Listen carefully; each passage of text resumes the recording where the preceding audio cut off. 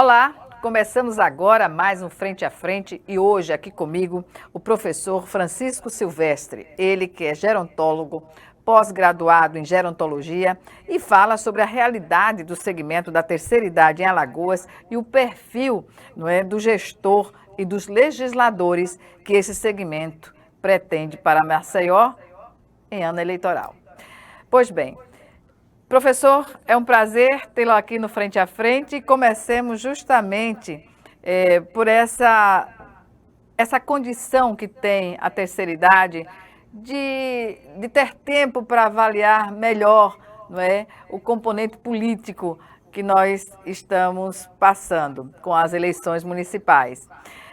Em geral, nós começamos a nossa entrevista falando sobre os direitos e as necessidades dos idosos que ainda não foram plenamente atendidos, não só em Alagoas, como no Brasil, eu diria nos países em desenvolvimento.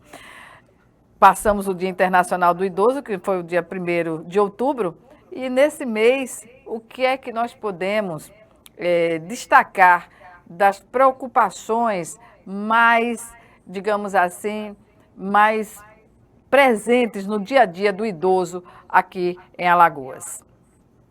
Obrigada Olha, Alagoas, por estar aqui. Obrigado. Olá, Gorete, feliz por estar aqui com você, frente a frente, que não é mole, estar frente a frente com uma mulher bonita e inteligente. Professor. E, assim, o que a gente vê o que é que o idoso precisa de política dos nossos candidatos é que seja respeitado as leis. O que nós temos agora, que devemos comemorar, que aconteceu agora, neste mês de outubro, dia 2 de outubro, precisamente, foi a decretação das políticas municipais da pessoa idosa aqui em Maceió. Olha, foi um ganho que merece ser comemorada e muito. Para dizer a você e aos nossos espectadores, a lei ela foi implantada o ano passado, no mês de setembro. Decorrido esse ano todo, em meio à pandemia, graças a Deus, e também o empenho do Conselho Municipal do Idoso, seus componentes, tanto governamentais como os representantes da sociedade civil, nós conquistamos, através, claro, do nosso prefeito em exercício, que o decreto das políticas municipais da pessoa idosa fosse de verdade.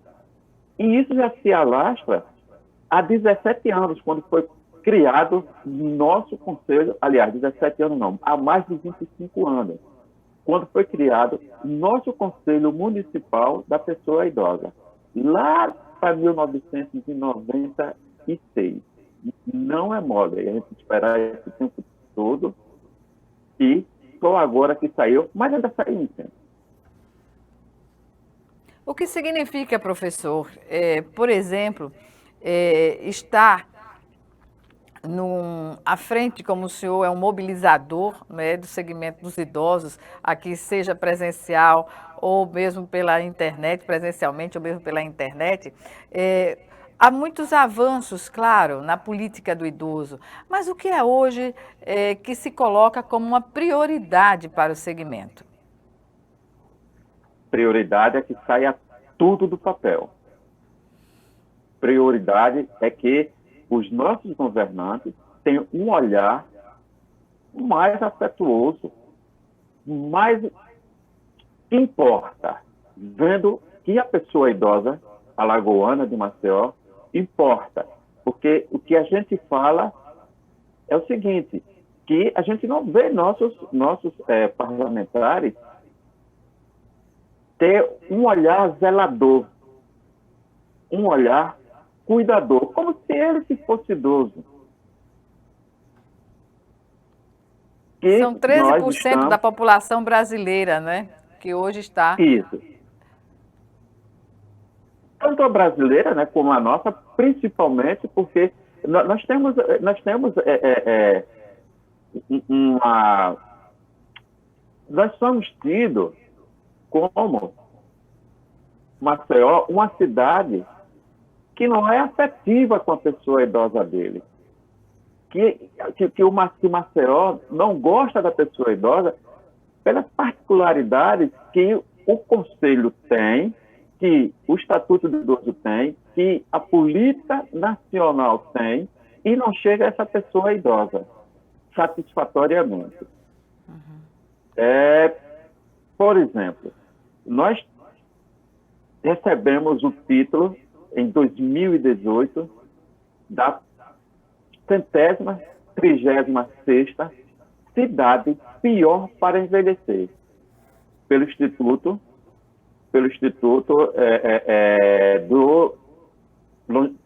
de Longevidade. Agora eu me lembrei do nome certinho.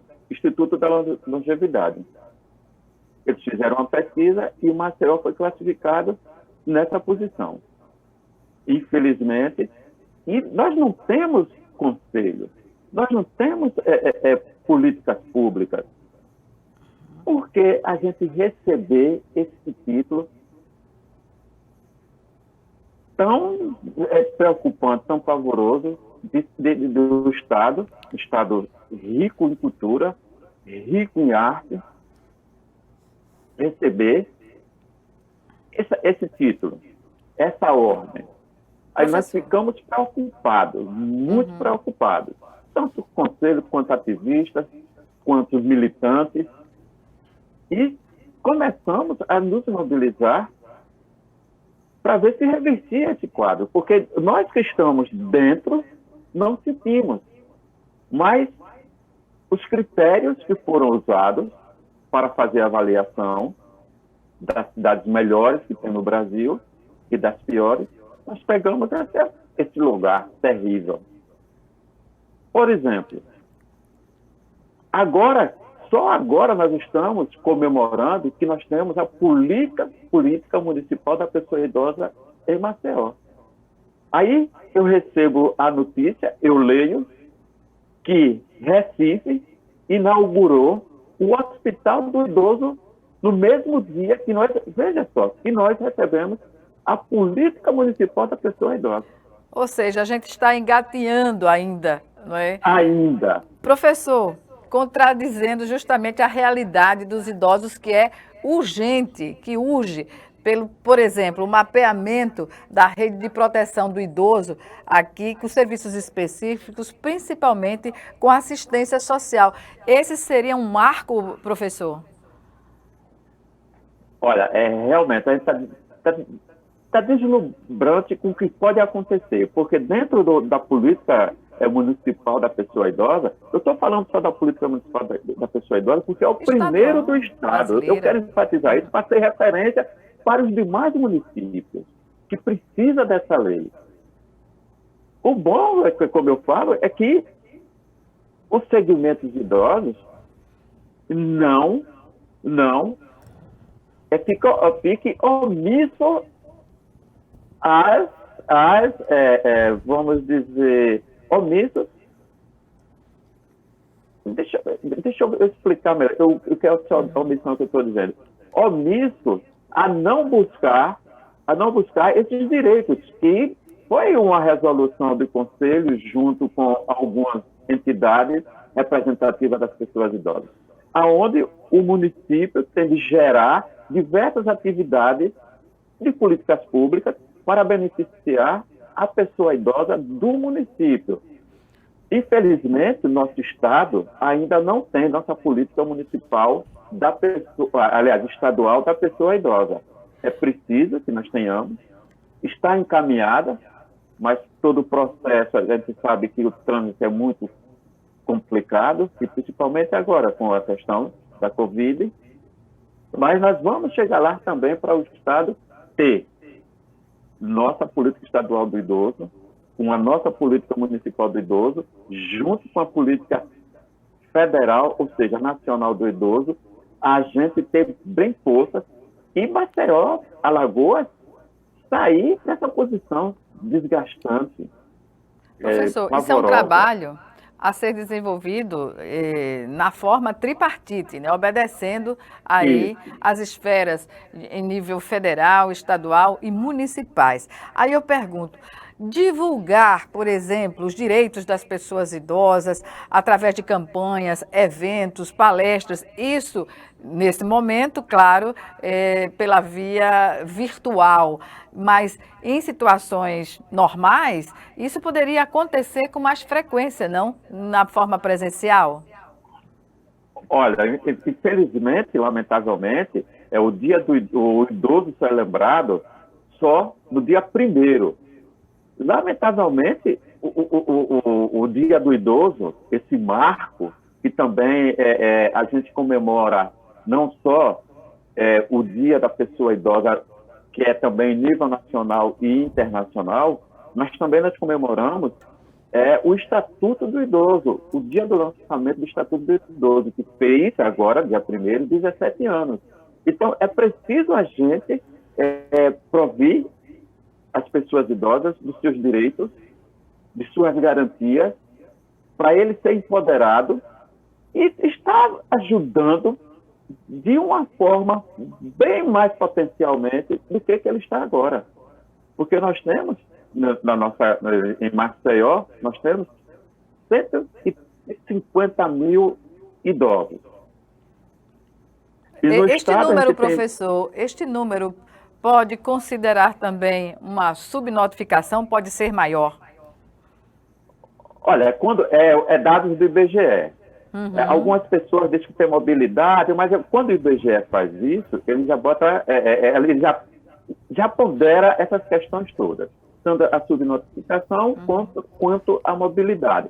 Então, não esses dados é perspectiva, é uma visão, uma projeção do que ele fez no ano passado, em 2019, que pode estar com esse segmento, com esse número agora em 2020. Nós sabemos que com a Covid-19 nós perdemos muitas pessoas da terceira idade, mas eu acho que não deu para influenciar muito o número, porque a mobilidade social, né, a mobilidade etária, tem gente que estava com 59 e começou a adentrar na fase de terceira idade, na fase idosa. Pois bem, professor, nós vamos chamar agora o nosso primeiro intervalo e o Frente a Frente volta em 1 minuto. É já já.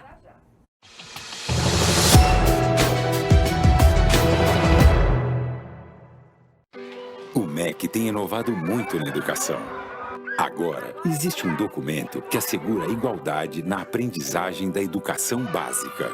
E todo aluno deve ser alfabetizado até o 2º ano do ensino fundamental. Para os maiores, tem 500 mil novas vagas de ensino em tempo integral, aulas presenciais transmitidas por videoconferência e o novo ensino médio, focado no projeto de vida do aluno. No ensino superior, tem o novo FIES, 5 novas universidades federais, 9 mil novas vagas e 100% dos recursos previstos liberados. São inovações de uma ponta à outra. E para continuar inovando, o MEC lançou uma plataforma que reúne recursos educacionais da internet para educação básica. Professor, inscreva-se no curso online e torne-se um curador da plataforma. Ministério da Educação, Governo Federal.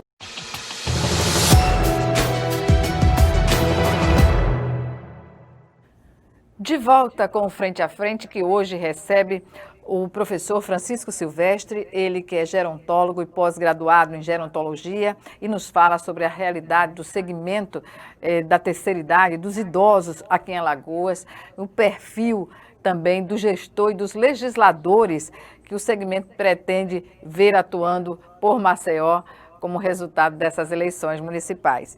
Professor, a gente sabe que o conceito do idoso ainda é equivocado para a sociedade em geral. O idoso não é visto da maneira que poderia ser, ou seja, valorizando a experiência, valorizando o conhecimento. Portanto, no seu entendimento, o que seria necessário para fugir, ou melhor dizendo, para acabar com esse preconceito? Educação, né? Educação, primeiro lugar. E o idoso também, ele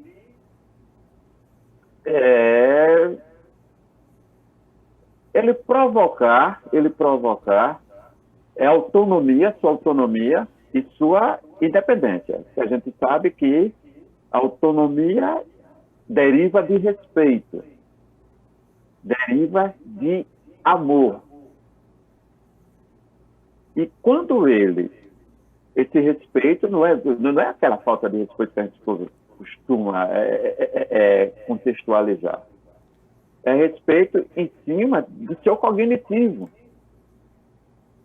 de potencializar seu cognitivo, ser disponível às novas, por exemplo, às novas tecnologias, aos novos modelos de vida, aos novos estilos de vida, de uma forma madura e consciente.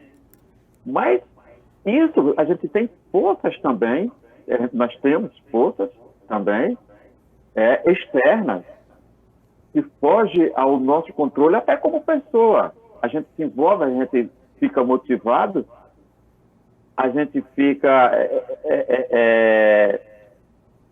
à deriva de todo um sistema. Se a gente não tiver empoderado para suportar essa carga, porque eu sempre digo que a questão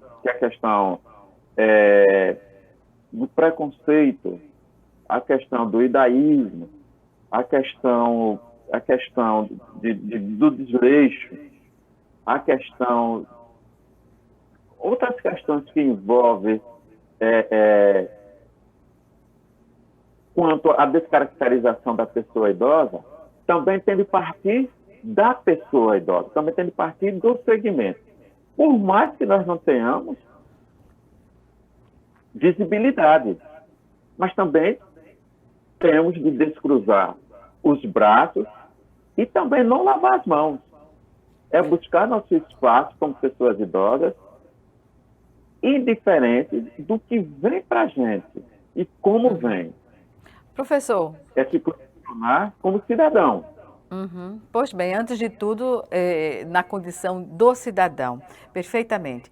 Agora, a gente sabe que para as nações desenvolvidas ou em desenvolvimento, o envelhecimento populacional poderá ser um problema no futuro, caso as políticas públicas voltadas para o idoso não sejam implantadas.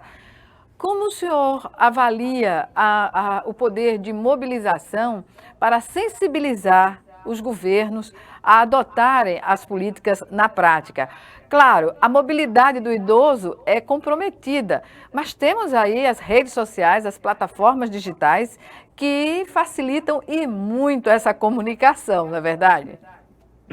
Agora, veja bem o paradoxo aí, como você falou, você disse que facilita, que estão aí, mas o idoso precisa, como eu disse antes, precisa estar disponível, ele precisa ser motivado para isso. Não tem visão política, não tem visão, não só política partidária, mas também como política econômica, que o idoso hoje representa, no Brasil, mais de 14% dessa população. E todos idosos, eles recebem renda. 99% do idoso, ele tem renda. Por mais que ele tenha uma renda pequena, se não é a renda da família, ele é um propulsor também dessa família. Então, ele é o consumidor. Vou abrir um parênteses, eu estou fazendo um artigo sobre o consumo idoso, e o gera um negócio. O gera um negócio é enorme. Ele não dá as caras. Ele fica, como diz o outro, pela beirada. E o consumidor constrangido. idoso... Que situações colocam, o que o senhor poderia enumerar, que colocam o idoso nessa condição de constrangimento, de retração social, quando ele, muitas vezes, como o senhor falou, é o agente que mantém, que segura as finanças, a economia familiar.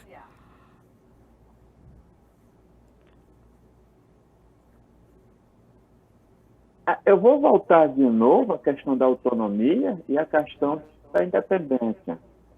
Quando ele conquistar isso, ou seja, quando essas forças que vêm para limitar esse acesso de sua independência e de sua autonomia, que é da família também, que é do Estado também, que não dá importância à pessoa idosa, aí ficou com aquele jogo. O idoso não dá importância, volta para a política, aí a política não dá importância à pessoa idosa. E quem fica perdendo é o idoso, porque ele não é acreditado, ele não acredita no potencial dele, nem a sociedade acredita no potencial dele também. Professor... Aí o que é que acontece? Pois não. Pode falar. Não, a palavra é sua. Entendeu? Aí o que é que acontece? Cai no esquecimento um segmento que é potencialmente consumidor, potencialmente econômica. O que a gente vê, até na política mesmo, os meios de conquista de motivação para o idoso não existe. O comércio, a indústria, muito pouco. O segmento que mais é promissor, que mais dá uma resposta à pessoa idosa, é o segmento que vê o idoso como corpo enfermo. O senhor acha, então, que os partidos políticos poderiam abrir espaço também para uma representação do segmento dos idosos? Olha, você bem sabe, nós até temos idosos dentro de alguns partidos. Mas nós temos, são questões várias, diversas, quando se fala no idoso. Mas muitas pessoas idosas, ele não se acha idoso. O idoso é o outro. O idoso é o outro, vê o idoso como o outro. Isso é uma necessidade humana até, uma das necessidades humanas. Infelizmente, é uma necessidade humana você querer ser jovem. É uma palavrazinha que a gente tem, que é uma palavra que a gente pensa que é chula, mas é uma palavra que mostra bem como é o idoso de hoje. Não é só o alagoano, não, de todo mundo. Ele saboteia até ele mesmo, porque ele não se conhece. O autoconhecimento é muito importante para a questão do seu envelhecimento e para a questão do seu velhice. Professor. Do envelhecimento satisfatório. Professor, o distanciamento entre a legislação e a realidade dos idosos no Brasil é imensa, é enorme. E para que essa situação ela se modifique, é necessário haver o debate, palestras, instâncias que estimulem a mobilização permanente da sociedade e, consequentemente, dos idosos. Eu perguntaria, nesse clube social virtual 60+, que o senhor criou, é um ambiente, lá existe essa ambiência para discussão de temas relevantes que estão relacionados à realidade dos idosos? Com certeza, foi um espaço que a gente viu a necessidade de tirar até o idoso daquela rotina que ele estava em casa só para fazer atividades que lhe tirasse de uma depressão, que lhe tirasse de uma questão de uma tristeza. Mas nós vimos que estava acontecendo a mesma política diante da pandemia, que era a política de uma educação, de uma cultura do subenvelhecimento. Já se fala hoje na questão do subenvelhecimento. Então, nós preocupados com isso, criamos um clube virtual, social virtual, que desse condições de ter voz em vez dessa pessoa idosa. Como a pessoa idosa pode acessar para participar do clube virtual? Pronto, a primeira coisa que nós fizemos, quando fizemos um clube, a gente não podia fazer pelo Instagram, pelo WhatsApp, uma conversa. Tinha que ser uma conversa onde você aparecesse sua imagem, onde você pudesse ter voz e vez, quando quisesse falar. É um clube. Nós tivemos dificuldades imensas, porque as pessoas da terceira idade, muitas ainda não têm habilidade de entrar nesses programas. O mais que ele usa, o que mais foi oferecido a ele, principalmente na Covid, foi o telefone ou WhatsApp para você ver os netos. Mas isso não passa, professor, essa dificuldade que os idosos que têm acesso à tecnologia, os que têm acesso à tecnologia, têm de movimentar, de participar. Isso não tem a ver também com a falta da colaboração familiar? Por exemplo, nas famílias tem filhos, netos, sobrinhos, enfim, uma gama de opção para se ajudar a entrar no sistema? Agora, essa coisa tão complicada quando a gente fala nisso, relação familiar. Eu fico até, às vezes, temendo o que é que vai se falar. Eu vou dizer uma coisa a você. Muitos idosos, mas muitos idosos mesmo, de um grau cognitivo alto, não sabem acessar esses programas. E não acessaram. Por quê? Porque a gente sabe que qualquer psicólogo, qualquer assistente social, qualquer outro profissional, ou não, sabe que as relações familiares, às vezes, são muito complicadas.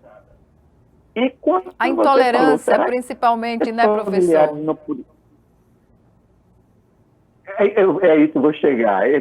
Aí, pronto, você, às vezes, não tem coragem de pedir a seu filho para lhe ensinar a entrar. Lamentável. Primeiro, tem a questão de tolerar esse conflito intergeracional. E depois, nós temos uma história familiar que, às vezes, você quer educar seu filho de um jeito e ele não entende. E a educação mais severa não é punindo ele, mas é o modelo que eu tenho para ensinar ele a ser uma pessoa de princípios. E, às vezes, você não toma como isso. Aí, o que acontece? Pode ser criado um rancor intrafamiliar. E, às vezes, o idoso, ele vai temer pedir ao filho para ensinar. Lamentável, não é, professor? É lamentável. E pronto, os filhos também não são preparados. Poucos filhos são preparados para dar, como você disse, na questão da intolerância, para dar esse saber à pessoa idosa. Porque vem na mente muita coisa. Eu, idoso, se eu não tivesse um bom relacionamento, meus filhos me ajudavam bem. Se eu não tiver, eu temo pedir a meu filho, com medo de perder minha autonomia, com medo de perder a minha independência, e com medo dele me dar até um carão, porque eu dei muito carão nele, poxa, como dizem, o carão, né? Aí, às vezes, eu tenho medo de fazer isso. É preciso repensar, professor, o papel das famílias quando estão a conviver com pessoas idosas, porque esse é o caminho para todos. Ninguém foge da idade, né, da terceira idade, a não ser que morra, né? E ninguém quer morrer, né? Todo mundo quer viver muito mais. Então, essa questão da longevidade, ela tem que ser trabalhada na sociedade para que atitudes intolerantes como essa não inviabilizem o desenvolvimento cultural das pessoas que têm oportunidade. Porque a gente sabe que a grande maioria não tem, porque está na camada social que falta tudo. Aí você falou outro problema. Nós falamos antes das pessoas que têm os filhos, que tem essa oportunidade, que há esse conflito, pode haver esse conflito na família, e já tem as pessoas que não têm oportunidade nenhuma. Que poderia ter um centro de convivência, né, professor? Público, para ter acesso. Você falou aí uma coisa que tem que ser prioridade. Duas coisas dentro das nossas políticas públicas, que só está no papel as políticas públicas, que a Secretaria da Assistência Social vai fazer, a Secretaria da Administração vai fazer, do esporte, essas coisas todas. No campo das ideias. Cidade ainda não saiu. É isso que nós devemos estar alerta enquanto idosos, para saber nossas demandas, nossas inquietudes. Aí você falou num centro de referência, onde o idoso e de convivência, né, professor? De referência para a convivência. Que tenha lá uma piscina térmica, porque não é todo idoso que pode ter sua piscina no seu apartamento, no seu prédio. Que tenha um teatro, uma coisa simples, Goreto. Nós temos idosos que são artistas de circo, que são cantores, que foram cantores, que hoje ele não tem espaço nos grandes espaços teatrais, nos bares da cidade, e eles não têm onde exercer essa atividade artística, esse espírito artístico. Imagino que você, de sua vida toda, você foi cantor de barzinho, seja lá do que for, você teve um acesso a fãs, a um número de fãs, e de repente, você sabe que com a idade, você vai perdendo esse controle, porque ainda vem pessoas mais novas com outras músicas, mas aí vai acontece aquela coisa, todo desenvolvimento musical, você fica só com sua seresta, mas você precisa de serestas, para o lugar onde tem a seresta. E nós não temos esse lugar para você desenvolver esse papel artístico aqui no nosso estado, a não ser quando a prefeitura ou o estado faça no CRAS ou no CRE, faça grupo de ciranda, grupo de meu boi, essas coisas todas, para o idoso brincar, não para ele exercer uma profissão ou um lado artístico que ele tinha antes. Por exemplo, me diga, um jornalista que se aposenta hoje, o que é que vai ser dele se ele não começar a escrever um blog, sei lá, alguma coisa? Imagine. Verdade, professor. A cabeça, a mente tem que estar em movimento. Professor, nós vamos chamar agora o nosso segundo e último intervalo e já o Frente a Frente está de volta. Até já.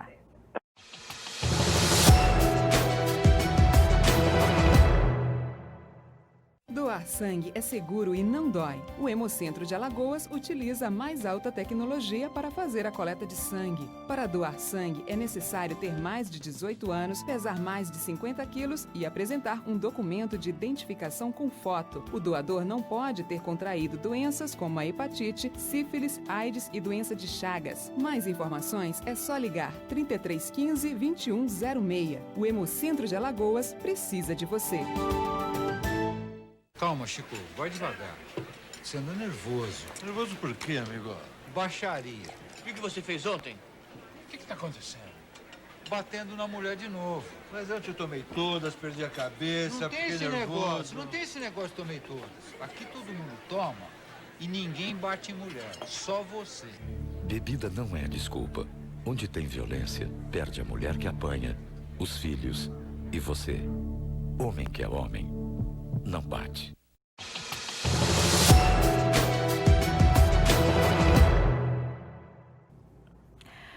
De volta para o último bloco do Frente a Frente, que hoje recebe Francisco Silvestre, professor que é gerontólogo pós-graduado em gerontologia, e ele fala sobre a realidade do idoso aqui em Alagoas e o perfil do gestor e dos legisladores que se pretende eleitos para a aplicação na prática das políticas de inserção social do idoso aqui no estado.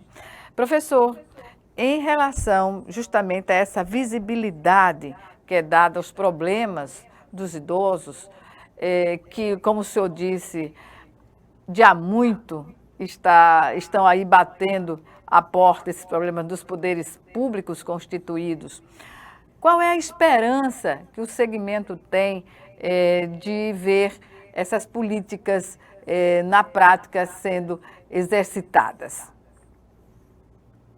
Agora, nós sabemos que as complicações são muitas, mas também não vamos cruzar os braços. Nós temos muitos ativistas e militantes que já começaram a vestir a camisa. A gente ficou muito preocupado, estamos muito preocupados diante da campanha e dos salários dos candidatos por não ter uma bandeira da pessoa idosa. Ainda não vi ninguém falar. Mas nós vamos em busca desse tempo e dessas ações para provocar aos vencedores. Estamos quietinhos agora, mas nós vamos provocar aos vencedores. Quer dizer, a quem ganhar. Nós vamos fortalecer o segmento idoso.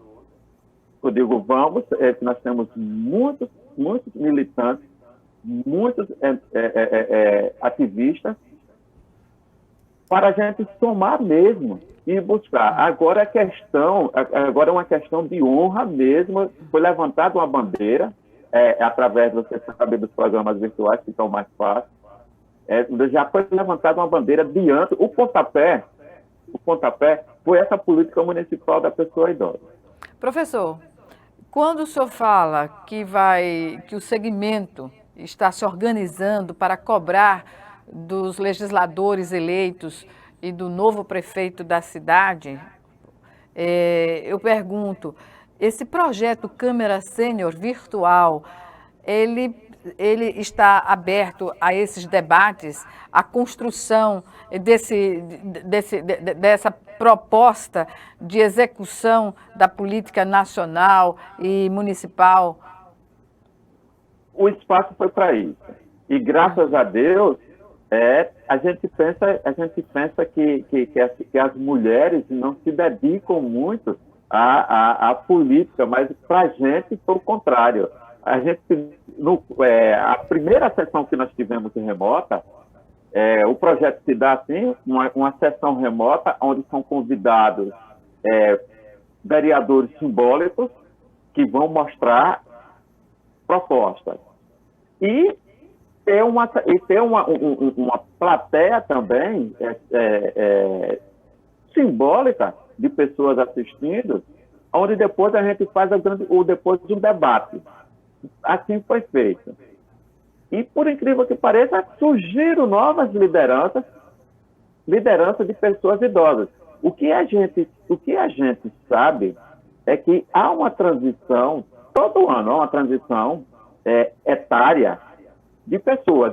E muitas vezes essa transição etária são pessoas de 59 anos que chegam a 60, que já vem doida para fazer algo em função dessa terceira idade, para modificar com a ideia de transformar essa terceira idade. E isso preocupa muito a muitos governantes, porque aquela geração de idosos que, de boca calada, não temos mosquito, ela está chegando lá para outra fase da terceira idade, que é o idoso velho, que é a partir de 85 anos, que ele já não está mais, aí sim, ele não já está mais ligando para essa questão política. Mas o de 60 anos, ele está ainda com muito vigor. Ele vem da fase adulta cheio de ideias. E ele está buscando esse espaço. Tanto na política, em todos os setores ele está buscando esse espaço. E buscando esses espaços, ele vai querer que as políticas públicas aconteçam. Por exemplo, concurso para idosos. Nós não temos... Eu já tentei, Gorete, fazer um curso aqui de recolocação profissional e empregabilidade. Tem uns 10 anos, mais ou menos, que eu fiz mas em parceria com uma empresa. foi bom. Aí tentei fazer agora. Tivemos um probleminha.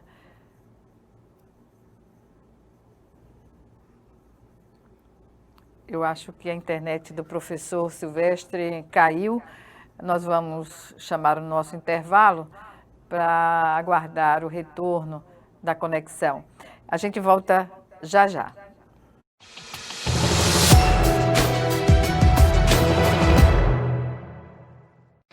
O MEC tem inovado muito na educação. Agora, existe um documento que assegura a igualdade na aprendizagem da educação básica.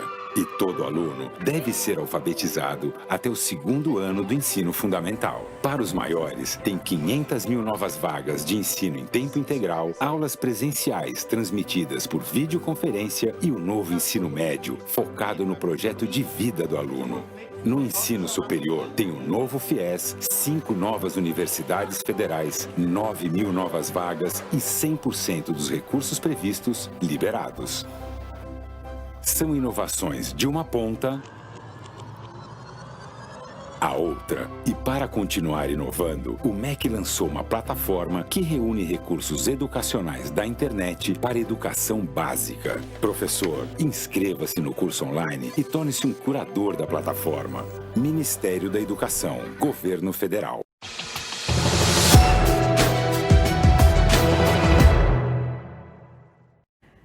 De volta agora, restabelecido o sinal do professor Silvestre, Francisco Silvestre, que nos fala sobre as aspirações, as reivindicações do segmento do idoso aqui em Alagoas, precisamente em Maceió, já que estamos vivendo um ano eleitoral. Professor, quer dizer então que o empoderamento do idoso seria a palavra de ordem que pode, digamos assim, sintetizar toda a necessidade deste segmento de se autoafirmar na sociedade? Primeiro a gente tem de empoderar as pessoas idosas, porque o resto, como diz, a gente corre atrás. O governo, o Estado, a gente corre atrás. E aí, né, no mundo democrático e das discussões, se chega. Agora, o idoso tem que estar empoderado cognitivamente, principalmente, porque ele aí tem autonomia e tem um nível de independência para a gente conquistar as nossas demandas. As nossas demandas. Professor, a longevidade é fato, não é? Na nossa população.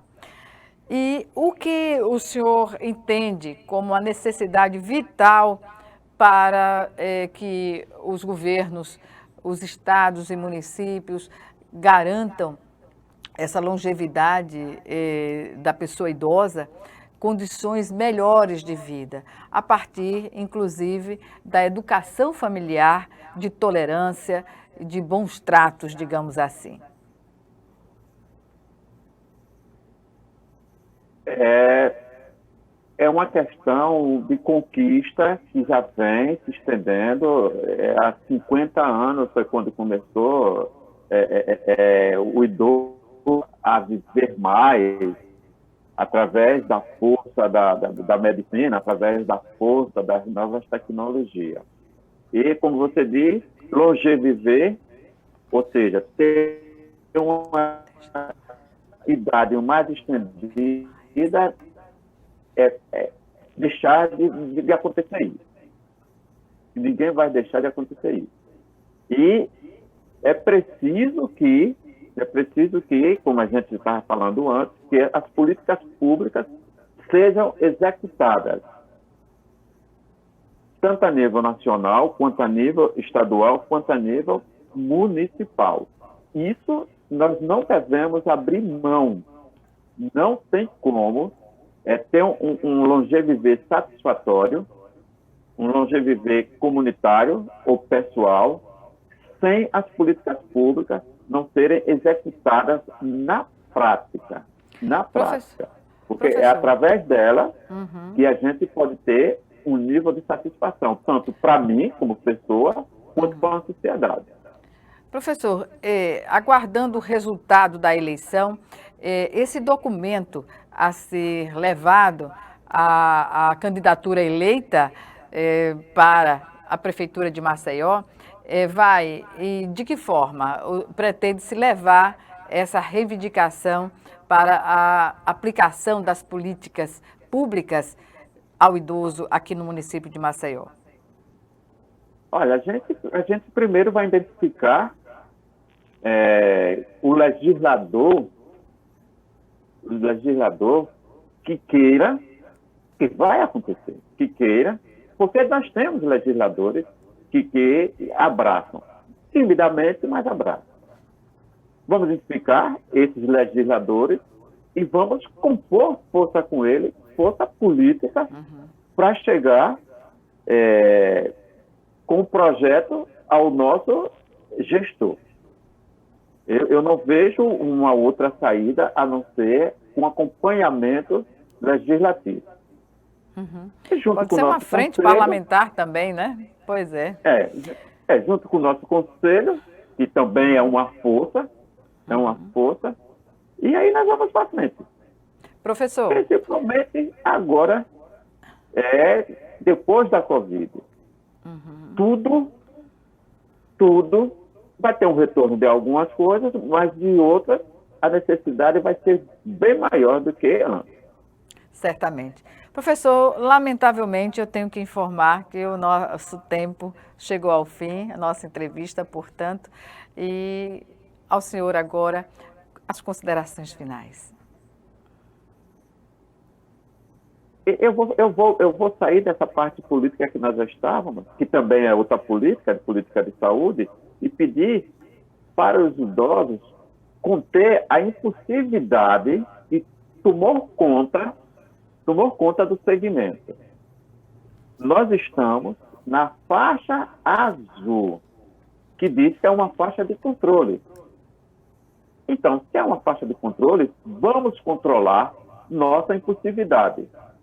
Não está na hora ainda de nós nos agruparmos para comemorar, para passear. Podemos ter a ousadia de sair para o supermercado, de sair para resolver uma coisa no banco, mas se agrupar ainda para a festa, é preciso ter muito cuidado.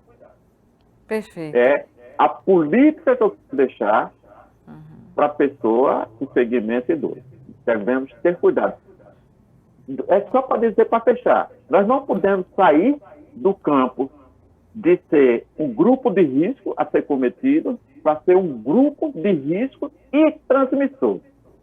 Já são duas coisas aí, pega muito mais ainda. É verdade. Obrigada mais uma vez e até a uma próxima oportunidade.